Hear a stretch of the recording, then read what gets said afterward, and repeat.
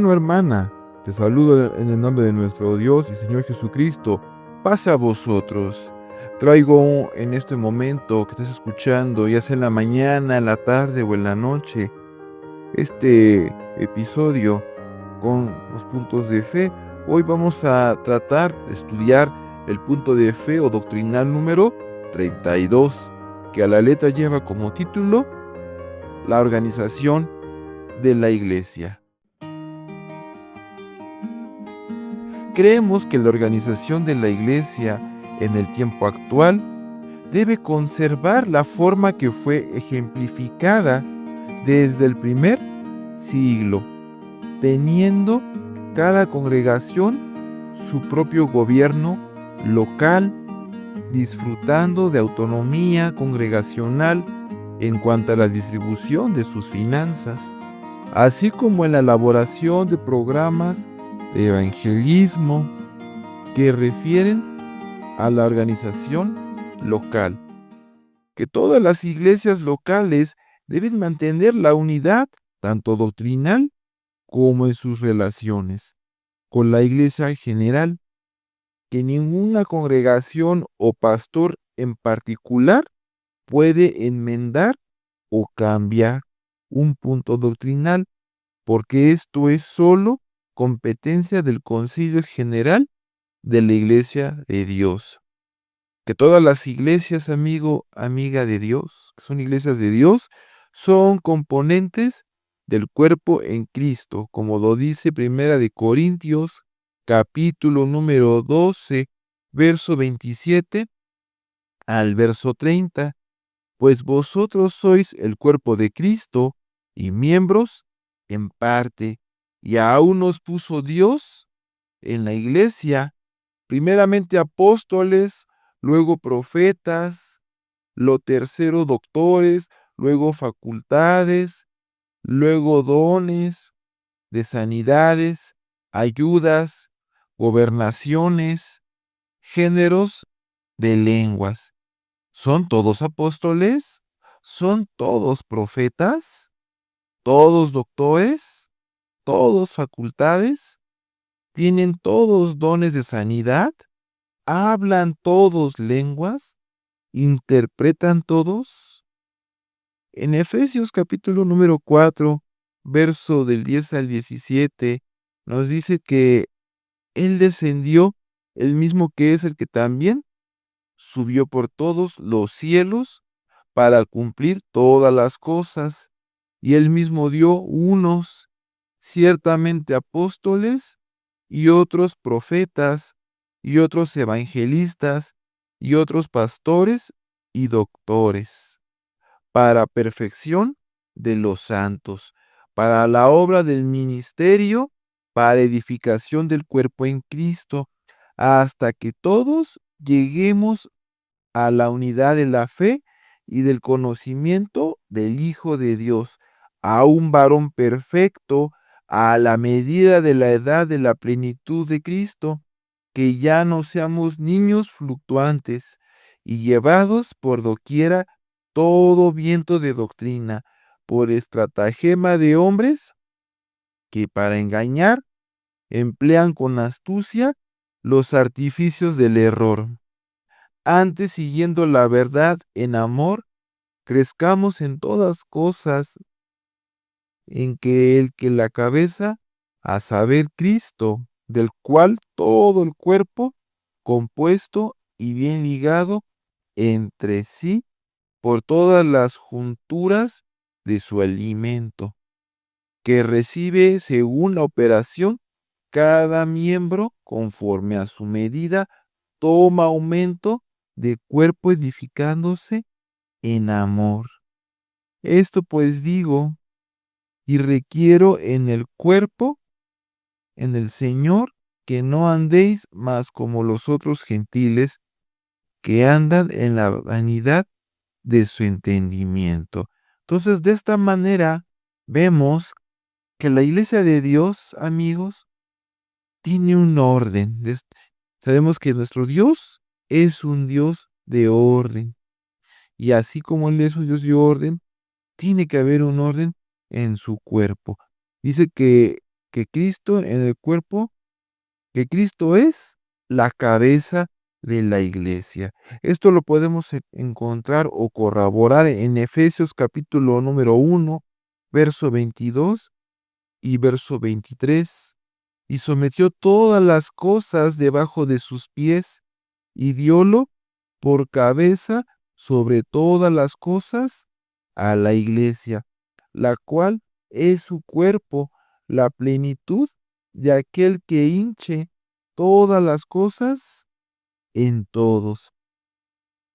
Que no debe tener la iglesia como tal un gobierno ejecutivo, como el resto de las iglesias del mundo. Al contrario, la iglesia de Dios debe de ser vista de una manera diferente a todas las iglesias que se hacen llamar iglesia de Dios, que no lo son. Dice Lucas capítulo número 22, verso 24 al 27. Dice, y hubo entre ellos una contienda, quien de ellos parecía ser el mayor. Entonces él les dijo, los reyes de las gentes se enseñorean de ellas, y los que sobre ellas tienen potestad son llamados bien, bien bienhechores. Mas vosotros no así. Antes el que es mayor entre vosotros sea como el más mozo, y el que es príncipe como el que sirve. Porque ¿cuál es mayor, el que se sienta a la mesa o el que sirve? ¿No es el que se sienta a la mesa? Y yo soy entre vosotros como el que sirve. Amigo, amiga, la iglesia debe de tener pastores como obispos, ministros o diáconos para apacentar a la iglesia, como lo dice el libro de Hechos de los Apóstoles en su capítulo número 20, verso 17 y verso 28 de la siguiente manera: y enviado desde Mileto a Éfeso, hizo llamar a los ancianos de la iglesia. Por tanto, mirad por vosotros y por todo el rebaño en que el Espíritu Santo os ha puesto por obispos para apacentar la iglesia del Señor, la cual ganó por su sangre. Que en cuanto a finanzas, la iglesia es autónoma en su manejo. Esto lo dice Filipenses capítulo 4, verso 14 al verso 19. Sin embargo, bien hicisteis que comunicasteis juntamente a mi tribulación, y sabéis también vosotros, oh filipenses, que el principio del Evangelio, cuando partí de Macedonia, ninguna iglesia me comunicó en razón de dar y recibir, sino vosotros solos, porque a una Tesalónica enviasteis lo necesario una y dos veces, no porque busque dádivas, mas busco fruto que abunde en vuestra cuenta, empero todo lo he recibido, y tengo abundancia, estoy lleno, habiendo recibido de Epafrodito lo que enviasteis, olor de suavidad, sacrificio acepto, agradable a Dios, mi Dios, pues suplirá todo lo que os falta conforme a sus riquezas en gloria en Cristo Jesús. Que todo lo que se refiere a doctrina debe ser estudiado en concilio de ministros, como lo dice Hechos capítulo número 15, verso del 1 al 4. Entonces algunos que venían de Judea enseñaban a los hermanos que si no os circuncidáis conforme al rito de Moisés, no podéis ser salvos. Así que suscitaba una disensión y contienda no pequeña a Pablo y a Bernabé.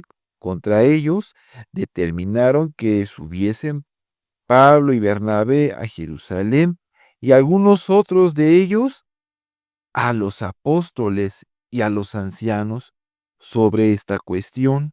Ellos, pues, habiendo sido acompañados de la iglesia, pasaron por la Fenicia y Samaria, contando la conversión de los gentiles, y daban gran gozo a todos los hermanos, y llegados a Jerusalén, fueron recibidos de la iglesia y de los apóstoles y de los ancianos, y refirieron todas las cosas que Dios había hecho con ellos.